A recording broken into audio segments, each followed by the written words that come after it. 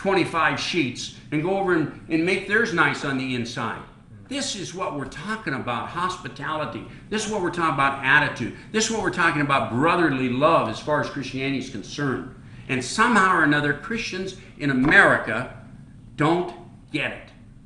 They don't get it. The only place, tragically, this should make us very sad. The only place that I know that we still have extreme segregation is in the Christian churches. You know, just about anywhere else you go, segregation is not allowed. But not only is it allowed, it's protected within churches in the United States of America. And that's a sad commentary on Christianity.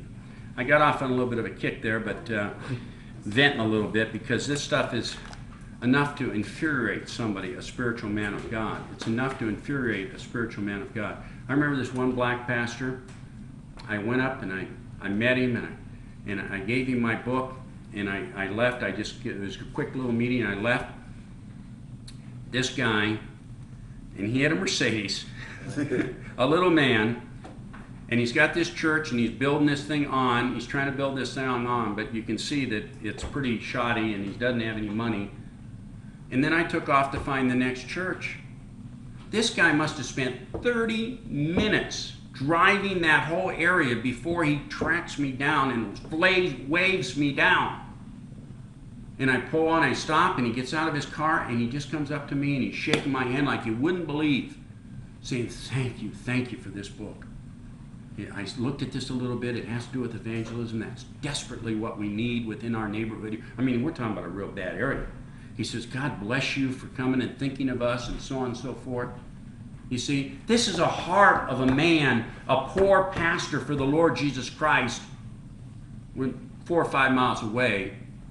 You got somebody, and I go into that church, and to try to get to talk to that pastor, you'd probably stand a better chance of going talking to some president or CEO of General Motors or something. You know? So this kind of stuff, I'm being very calm right now, but I want to tell you this stuff absolutely infuriates me. And this is Christianity in America, that all these people go in the churches and they sing Amazing Grace and raise their hand and want to tell how wonderful Jesus is and the Christian experience is. They don't have time, they don't have 2 cents for a guy like Walt that's out there robbing Peter to pay Paul to give these guys good food to where he can talk to them about Jesus, and he's operating and he's got to work all night long at some Target store or something. This is a shame when you have the churches and the prosperity that we have in America. It's an absolute tragedy, and it goes against, diametrically opposed to all these principles of brotherly love and care and concern and visiting the poor and helping the people in prison and the people that are infirmed. You see, and that's been my attitude with the ministry. I haven't done my ministry in some dark corner, you see, but if you match my ministry up and you take a look at the guys in the Bible, you're gonna have to conclude that my ministry is a whole lot closer to the guys in the Bible than the average churchman, you see.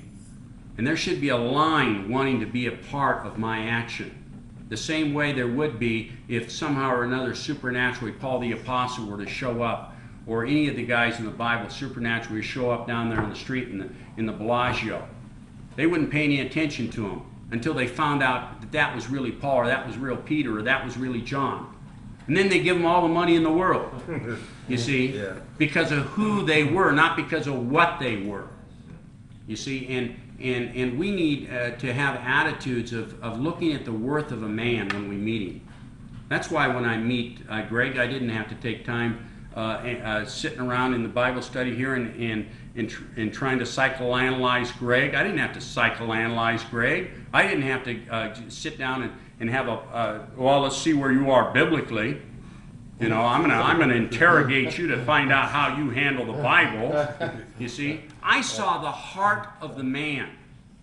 I saw the heart of the man, and that's what I look for, is the heart. You see, because once we get the heart right, we can take care of the theology. We can take care of a lot of these other things. If we get the hearts right, if your heart's right, God will manipulate and move you into the correct biblical perspectives through